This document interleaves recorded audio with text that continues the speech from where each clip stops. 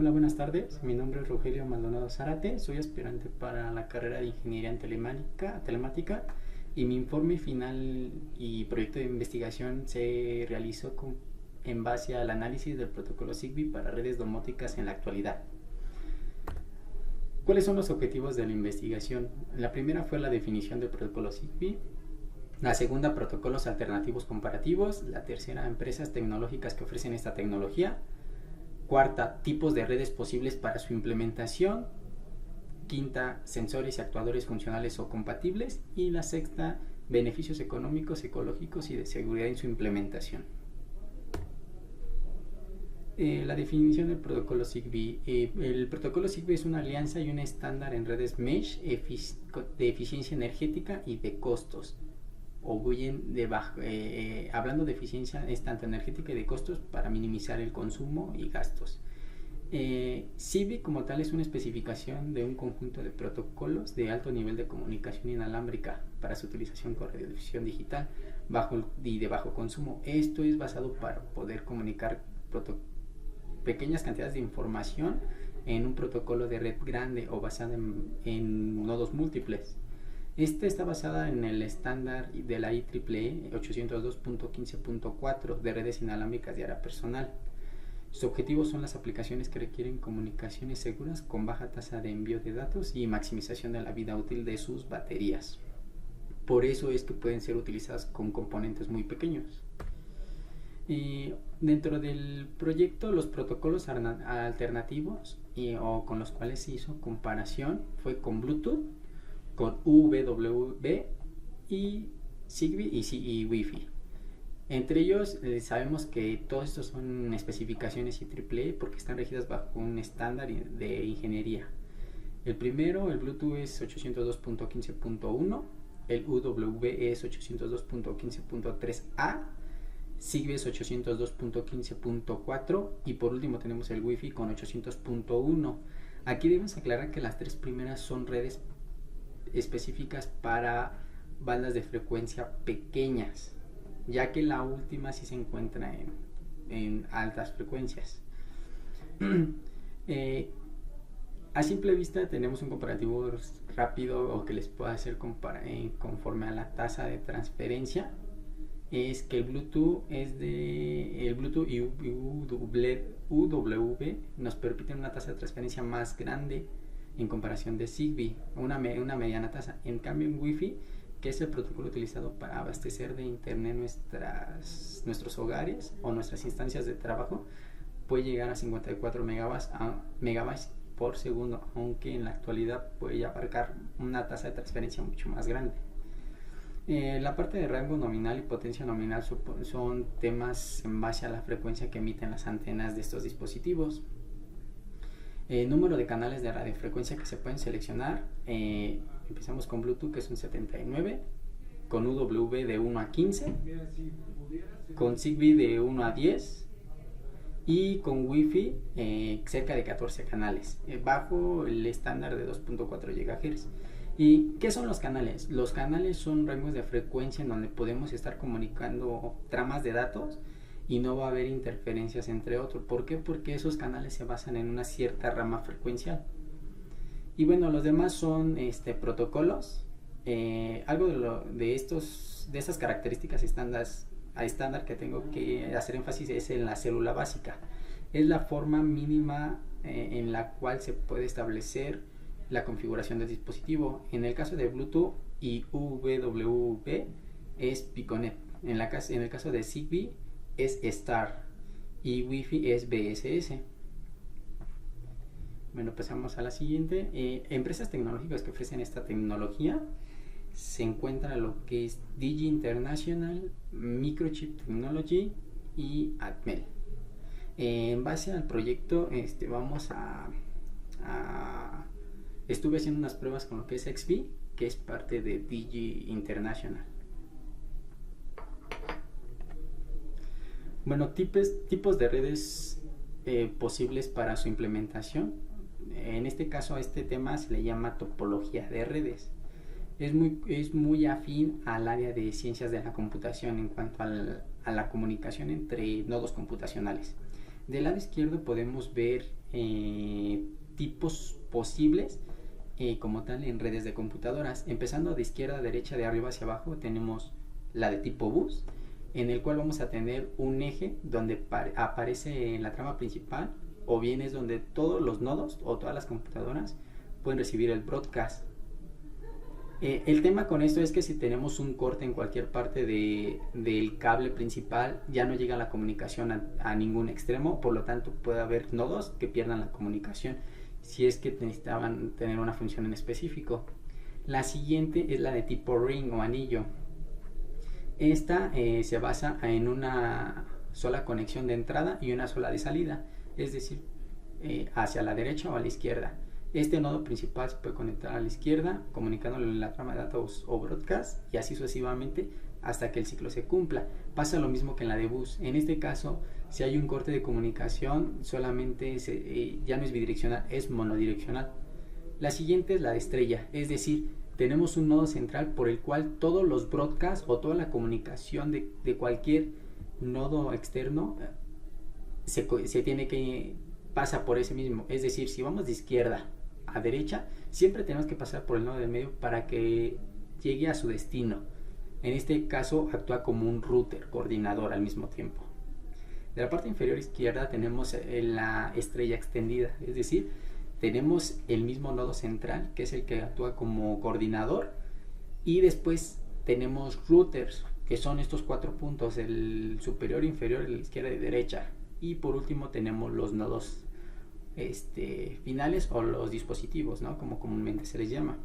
El siguiente es el jerárquico. En el jerárquico tenemos un nodo central, que es el coordinador, y todos los que están descendientes a él son routers. Es decir, aquí tenemos dos niveles de routers, y por último tenemos los dispositivos. Y por último tenemos las redes mesh, que como lo comenté en las primeras diapositivas, es una de las redes más comunes. ¿Qué quiere decir mesh? Mesh es una interconexión de todos con todos. Es decir, si yo me ubico en este nodo de la izquierda, podemos apreciar que tenemos conexión en el superior, en el de la derecha y así en todos. Pero en base a la conexión de ellos es una conexión de línea directa o de visión directa. Por lo cual si alguna de ellas se corta, el nodo puede llegar a su objetivo mediante el cruce de diferentes aristas en la red. Por eso es una de las implementaciones importantes. Del lado derecho tenemos las redes, que son la configuración de redes o topologías de redes que son utilizadas en Zigbee. Empezamos de izquierda a derecha. El Cluster Tree Network, que realmente es un árbol. Estamos coloreando de color rojo el Zigbee coordinador, que es el Zigbee que se encarga de mandar el broadcast. El broadcast es aquel paquete que todos pueden escuchar, pero todo depende del dispositivo final o device que va a hacer o va a realizar una acción si es que le compete esa comunicación a él. Entonces aquí tenemos el nodo coordinador. En los que le siguen son routers, y los que llegan a la parte final o los extremos son los dispositivos o device. Del lado derecho tenemos la red network, la red star, que igual tenemos nuestro coordinador, y todos los demás son nodos finales o dispositivos finales. Y la última es el mesh network, como bien les comentaba. Por lo regular, el de la izquierda es una ejemplificación ideal donde uno se conecta con todos, pero no necesariamente necesita ser así. Como vemos en la imagen de la derecha, tenemos un coordinador, que es el que está colocado en color rojo, y posteriormente puntos azules, que son los routers. Los routers se encargan solamente de transmitir los paquetes de nodo a nodo. No interpretan nada de su contenido, solamente se encargan de que el paquete que reciben llegue a su destino. Y los nodos finales, como en podemos apreciar que este nodo rojo realmente no llega a todos, pero sí se puede apreciar que llega a todos mediante su retransmisión o propagación de información mediante los nodos azules. Sensores, actuadores funcionales o compatibles.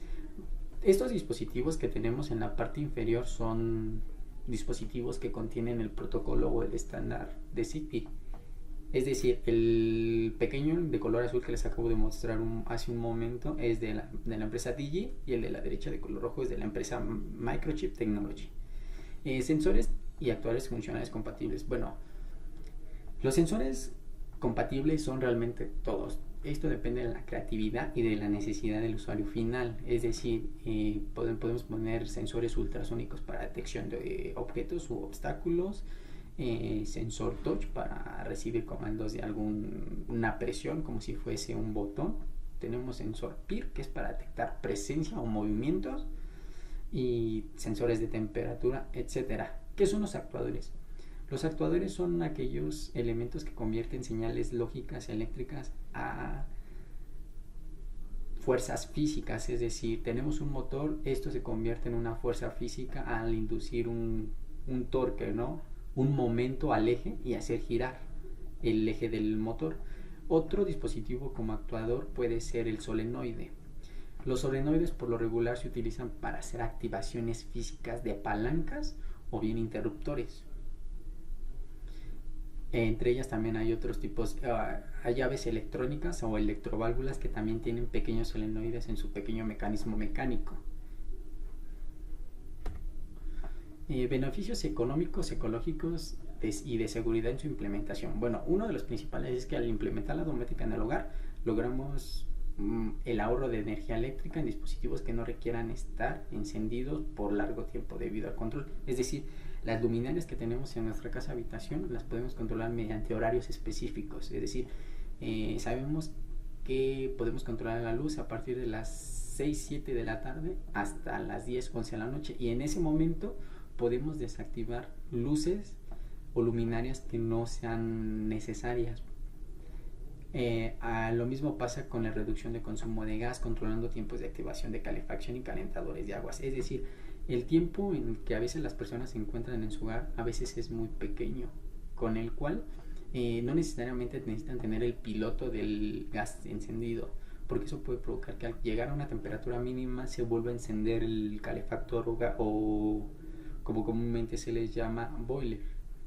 Entonces, para ello nos permite saber en qué momento cronometrizar o parametrizar en qué momento estamos en casa, para que dentro de ese lapso de casa esta función de calentadores esté activo, y cuando nosotros estamos trabajando fuera de la casa se desactive. Y bueno, por último, es mejor en la seguridad basado en sistemas de sensado en zonas susceptibles de la residencia. Si tenemos zonas o ventanas, podemos implementar sensores para detectar anomalías, cuando las abren a la fuerza, cuando hay un movimiento desconocido, y de esta forma poder recibir notificaciones. Dentro de las pruebas que se hicieron se utilizó este dispositivo anteriormente mostrado, que es de la marca TIGI, se les llama XBee. Como vemos, la configuración es muy fácil, se hace mediante un software muy pequeño, donde solamente se puede configurar el tipo de red que queremos y hacer aplicaciones sencillas. En este caso, las plaquitas rojas son interfaces para poder conectar a la computadora y nos permita configurarlo.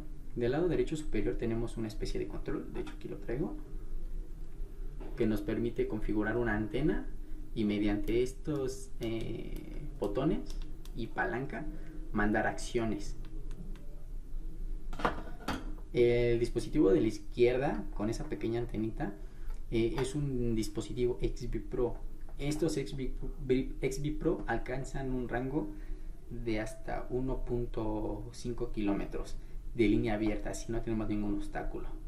De acuerdo, si vamos teniendo obstáculos, paredes o algún objeto que nos genere obstrucción de la señal de radiofrecuencias, vamos a tener un poco más de limitación, o bien se puede alentar la propagación de la información a través del aire. Y por último, del lado derecho inferior tenemos un dispositivo no de protocolo Zigbee, sino de protocolo Bluetooth 2.0. En este caso el rango es menor, solamente alcanza 4 metros, en diferencia con el dispositivo que tenemos, que alcanza cerca de entre 80 y 120 metros. Y bueno, que en el Bluetooth no se puede hacer red mesh, se puede solamente hacer conexiones directas de 1 a 1, de acuerdo al dispositivo y la versión de Bluetooth. En el caso para Bluetooth 2.0 solamente es 1 a 1, maestro, esclavo.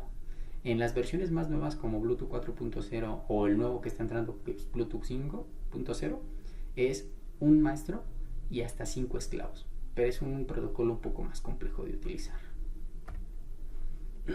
Conclusiones. Mediante el presente trabajo concluyo lo siguiente: la tecnología Zigbee es muy completa debido a que la red que podemos construir en la tasa de datos de transferencia que nos permite compartir entre dispositivos. El costo de una arquitectura básica de 3xb y complementos electrónicos llega a los 2.500 pesos de inversión como mínimo. Todo esto dependerá el que vayamos incrementando ese monto de acuerdo a la cantidad de sensores actuadores que deseemos tener. La comunicación en el interior de una casa de habitación es cubierta con facilidad, aunque en el hogar cuente con paredes, ¿no? O sea, tenemos 100 metros. Por lo regular, el promedio de las casas habitación es de 10 por 12 metros. Entonces estamos hablando que son 120 metros cuadrados y entre ellos hay paredes. Entonces sin problema se puede cubrir ese rango de señal o ese rango de distancias. Se podrían combinar una red Zigbee con este tipo de dispositivos y un punto de acceso Wi-Fi para que el usuario se pueda comunicar desde fuera de la intranet, es decir, desde internet, desde mi dispositivo móvil, desde mi teléfono, poder mandar señales para reconfigurar el comportamiento de mi casa. Y bueno, como último, aunque ya existen proyectos para una fácil implementación de la domótica, las personas aún no tienen el conocimiento completo de lo que implica implementarla en el hogar y los beneficios que obtendrían. Hablamos de Google Home o Alexa, temas de dispositivos que inclusive ya tienen incorporado modelos de inteligencia artificial, pero creo que eso ya es otro tema. Muchas gracias, eso es todo, hasta pronto.